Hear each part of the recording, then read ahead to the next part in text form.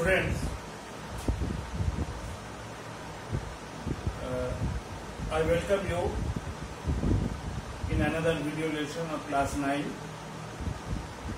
Today we will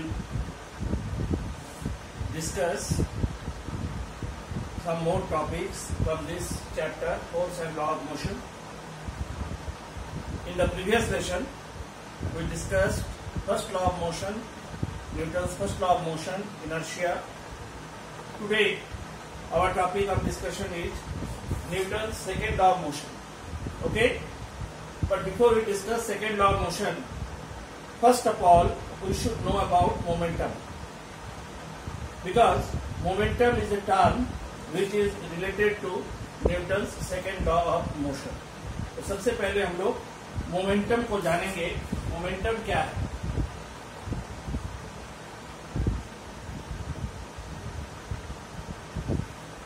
momentum को पढ़ने से पहले हम लोग एक छोटी सी activity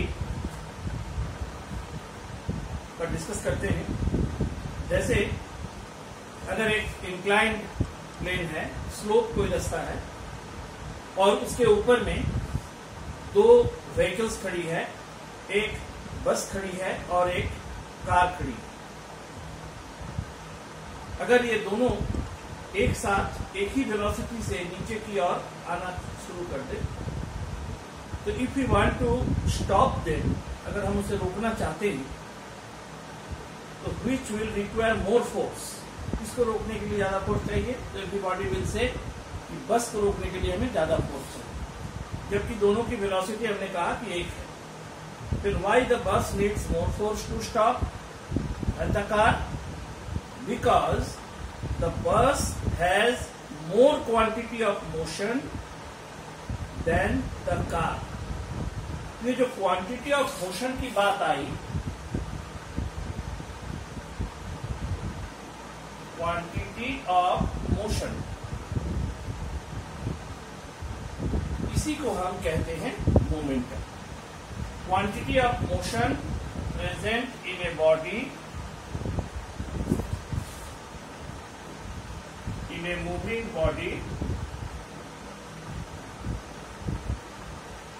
is called momentum. Okay? तो यहाँ पर बस में मोमेंटम ज्यादा है, क्वांटिटी ऑफ मोशन ज्यादा है, कार में कम है, इसलिए बस की मोमेंटम कार से ज्यादा है. अब इसका मैथमेटिकल फॉर्म हम लोग जानेंगे, यानी फॉर्मूला. तो मोमेंटम इज इक्वल टू होता है mass of the body into velocity of the body. When we use symbol, तो P symbol is used for momentum. So we write P is equal to m into v, and P is a vector quantity, as velocity is a vector quantity, so momentum is a vector quantity. तो इस formula से हमें ये पता चल रहा है कि मोमेंटम बॉडी की दो चीजों पर डिपेंड करती है. One is mass of the body, another is velocity of the body. Okay, अब हम लोग जानेंगे SI यूनिट. इसकी यूनिट क्या है? SI unit of momentum.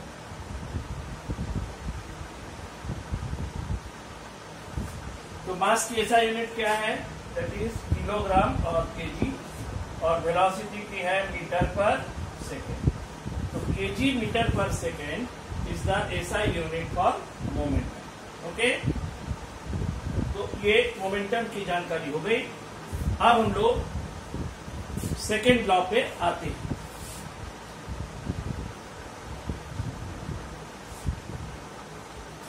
Newton second law of motion. Second law of motion कहता है, this law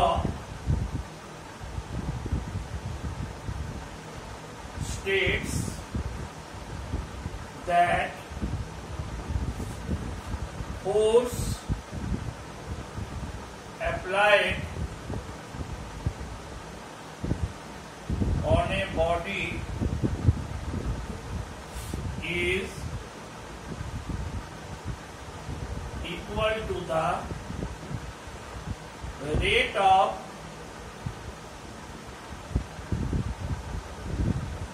change of momentum produced in the body.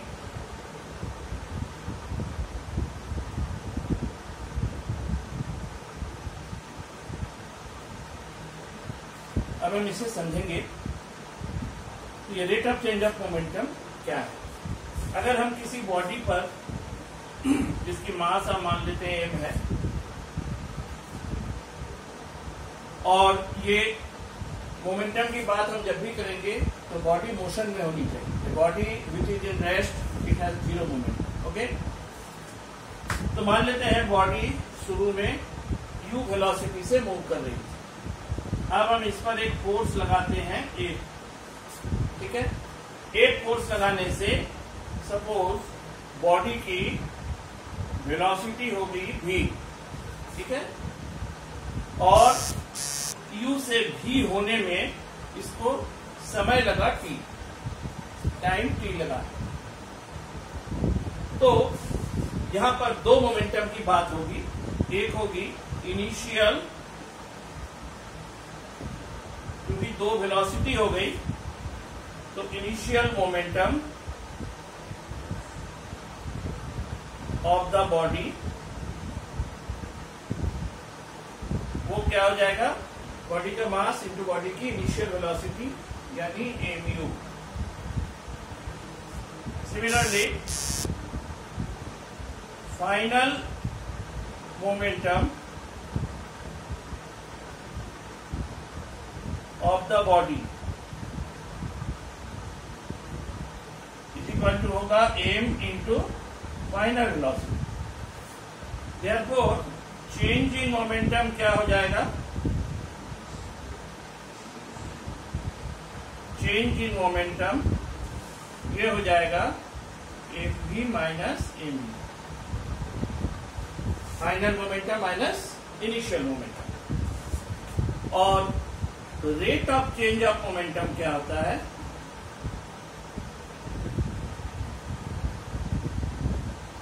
Rate of change of momentum ये होता है जो मोमेंटम में चेंज हुआ अगर उसको हम टाइम से, जितने समय में हुआ उससे डिवाइड कर देते हैं तो ये कहलाती है rate of change of momentum.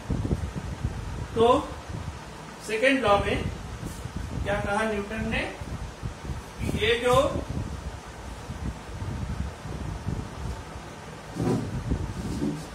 जो फोर्स लगाई गई है वो डायरेक्टली प्रोपोर्शनल है इस rate of change of momentum. यहां से हम लिख सकते हैं एक is proportional to, M common ले लिए तो v माइनस u बाई, ठीक है। अब इस प्रोपोर्शनल साइन को हटाने के लिए हम मल्टीप्लाई करते हैं एक कांस्टेंट से k,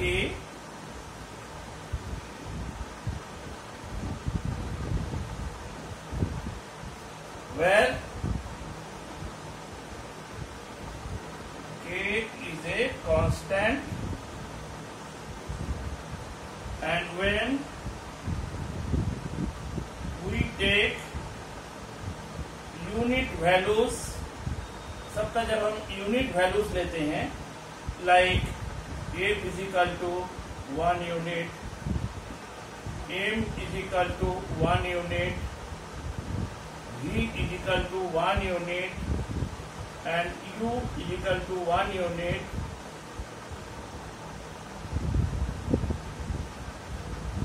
and p also is equal to 1 unit, तब क्या हो जाएगा 1 is equal to 1 into 1 into 1 minus 1 divided 1, यानी k का वैल्यू आ जाता है 1, तब हमारा जो फॉर्मूला है वो क्या हो जाएगा?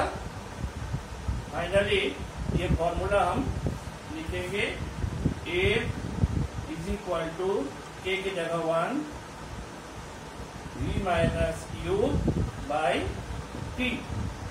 ये फाइनली हमारा फॉर्मूला बना Newton second law of motion का। ठीक है, force applied on a body is equal to the rate of change of momentum produced in the body. अब हम लोग न्यूटन सेकेंड लॉ का एक फॉर्मूला और बनाएंगे इसी फॉर्मूला से, one more formula. Okay, now as we know v is equal to u plus at, this is called first equation of motion। और इससे हम लिख सकते हैं, u को इधर ले आएंगे, v minus u equal to at और v minus u by t equal to e। तो यहाँ पर F is equal to m into V minus U by T, इसके बदले में हम a लिख सकते हैं। तो ये फॉर्मूला बन जाती है F equal to m into e, that is second formula for Newton second law of motion. Okay, force applied on a body is also equal to the product of mass of the body and acceleration produced in the body. Okay, अब हम लोग force का ऐसा unit एक बार यहां पढ़ लेंगे और 1 न्यूटन का डेफिनेशन भी जान लेंगे। अब फोर्स का ऐसा यूनिट होता है न्यूटन। ठीक है, तो एक की वैल्यू 1 न्यूटन कब होगा? जब मास की वैल्यू होगी 1 kg और एक्सेलरेशन की वैल्यू होगी 1 मीटर पर सेकेंड स्क्वायर, तब फोर्स की वैल्यू होगी 1। ठीक है, तो इससे हम 1 न्यूटन फोर्स को डिफाइन भी कर सकते हैं। जैसे क्वेश्चन आता है डिफाइन 1 न्यूटन फोर्स, तो हम कैसे करेंगे? हम लिखेंगे 1 न्यूटन फोर्स, कितनी फोर्स है? 1 Newton force is the force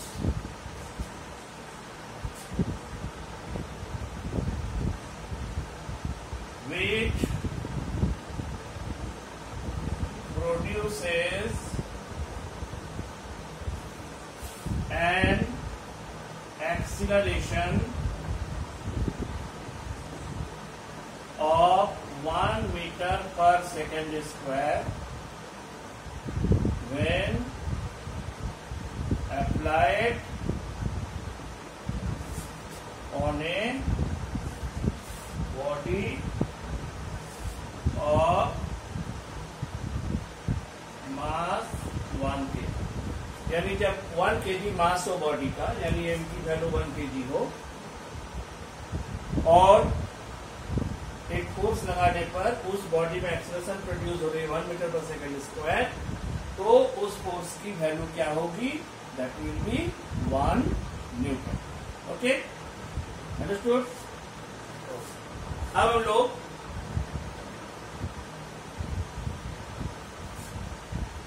इस पर 1-2 न्यूमेरिकल्स पढ़ेंगे Newton second law of motion पर, तब ये लॉ हमें और अच्छी तरह से क्लियर हो जाएगी। So next we will solve numerical problems.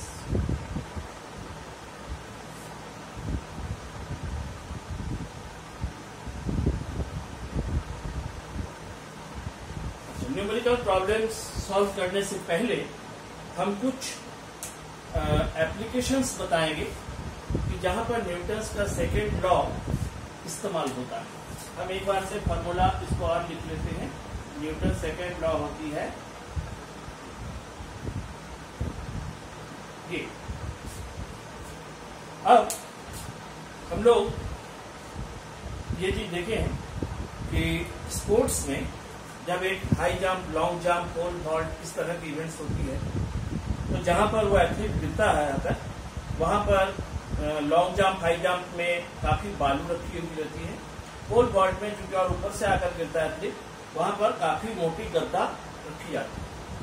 तो ऐसी मटेरियल्स हम क्यों रखते हैं? क्योंकि अगर वो एथलीट जमीन पर ऊंचाई से आकर गिरता है तो हार्ड अगर सॉइल होगी तो नॉर्मल सी बात है कि उसको काफी चोट लगेगी, लेकिन अगर वो बालू पर या गद्दे पर गिरती है तो चोट नहीं लगती। तो what is the reason? The reason is nothing but second law of motion. अब हम लोग उसको समझेंगे कि जब वो हार्ड सॉइल पर गिरता है तो गिरते समय उसकी बॉडी में काफी मोमेंटम रहा होगा, क्योंकि वो दौड़ कर आया था, उसकी बॉडी में वेलोसिटी थी, उसकी बॉडी की मास है, it was having lot of momentum. As soon as it touches the ground the momentum becomes zero. जैसे ही जमीन को वो टच करता है वेलोसिटी जीरो हो जाती है, मोमेंटम भी जीरो हो जाता है। तो ये मोमेंटम काफी हाई वैल्यू से जीरो होने में यानी चेंज होने में समय कितनी ले रही है? फ्रैक्शन ऑफ सेकेंड होने। बस जस्ट जमीन को टच किया और मोमेंटम जीरो हो गया। Means we are giving very short time to the change of momentum. अब यहाँ से हमें ये क्लियर पता चल रहा है कि ये फोर्स जो है ये टाइम का इनवर्सली प्रोपोर्शनल है। तो ये टाइम जितना कम देंगे हम, फोर्स की वैल्यू इनवर्सली प्रोपोर्शनल है तो उतना ही ज्यादा होगा। ओके, तो जब थोड़ी ही समय में, फ्रैक्शन ऑफ सेकेंड में मोमेंटम जीरो हो जाती है तो काफी ज्यादा फोर्स उसकी बॉडी में वो आर्च लगाती है, जिससे उसको काफी सीवियर चोट आ सकती है, इंजरी हो सकती है, उसकी हड्डियां टूट सकती हैं।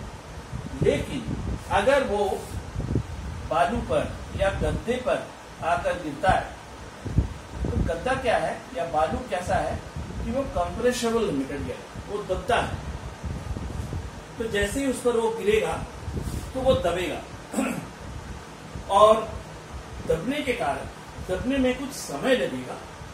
तो यहाँ जो rate of change of momentum है, मतलब मोमेंटम में जो चेंज हो रही है वो एकाएक जीरो नहीं होकर, जीरो तो हो रही है लेकिन धीरे धीरे हो रही है। Means here some time is given for change in momentum. तो जब हम टाइम की वैल्यू को बढ़ा देते हैं थोड़ा, तो क्या होगा? एक का वैल्यू घट जाएगा, यानी उसकी बॉडी में आर्च से द्वारा लगाई गई फोर्स जो है वो काफी रिड्यूस हो जाएगी, जिससे उसको चोट नहीं लगेगी। ऐसी तुम्हारी बुक में बहुत सारे एग्जाम्पल्स हैं, एप्लीकेशंस हैं, जिससे हम समझ सकते हैं कि Newton second law of motion कहाँ कहाँ अप्लाई हो रही है, इसी के कारण ये सारी चीजें हो रही है। जैसे बॉक्सिंग में जब दो बॉक्सर के बीच बॉक्सिंग होती है तो एक बॉक्सर हमेशा दूसरे बॉक्सर को पंच मारता है, उसकी फेस में, उसकी एम होती है फेस में पंच करनी।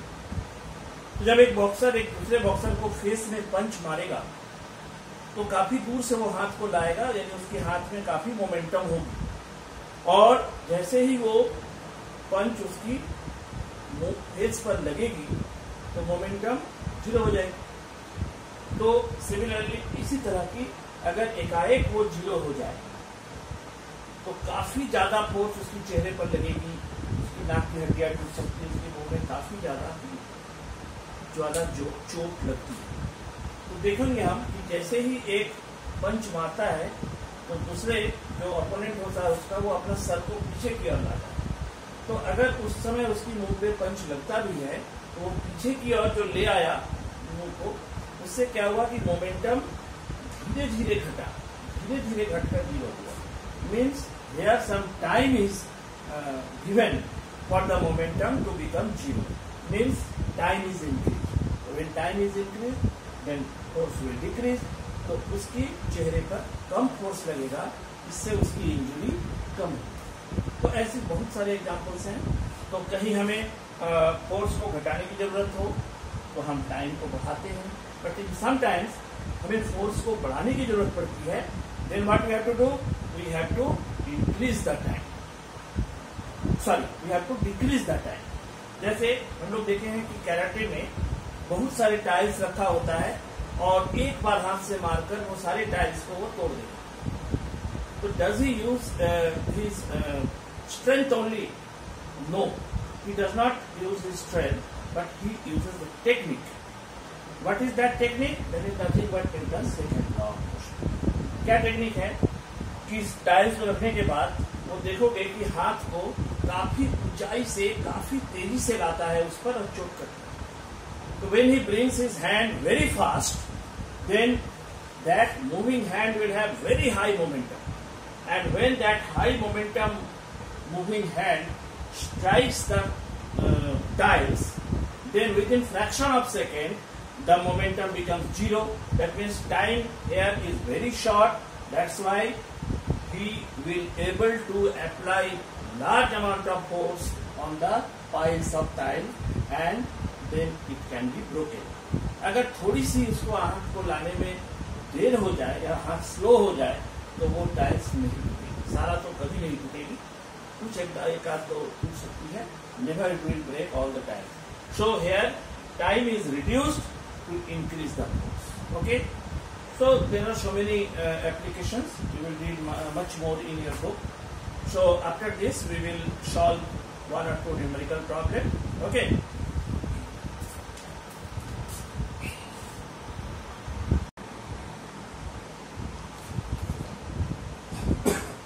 So students, here you see I have written one problem, very simple problem.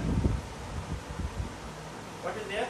A car of mass 1000 kg moving with a velocity 36 km per hour hits a wall and comes to rest in 5 seconds. एक गाड़ी जिसकी मास 1000 kg है वो 36 km per hour की speed से चलते चलते एक दीवार से टकराती है और 5 सेकंड में रुक जाती है।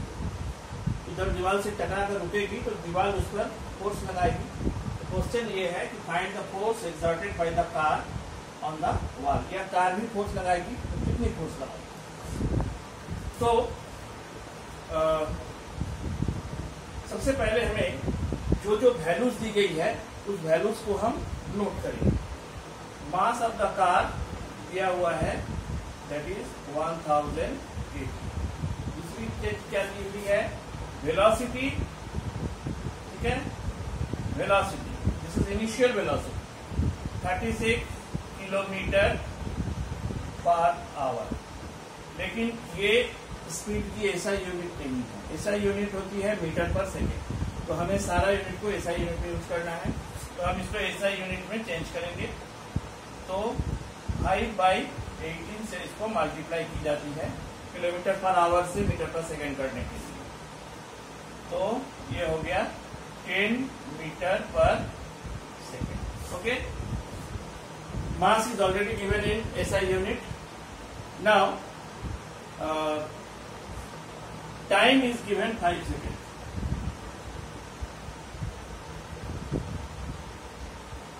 अब हमारे पास जो फॉर्मूला है फोर्स निकालने का वो न्यूटन का जो सेकेंड फॉर्मूला हम लोग निकाले थे एविट में, तो उस फॉर्मूला में हमें एक्सेलरेशन नहीं पता है, तो एक्सेलरेशन हमें है निकालेंगे। कौन सी फॉर्मूला यूज करेंगे? तो हम यहाँ पर v equal to u plus at, that is first equation of motion, उसका यूज करेंगे।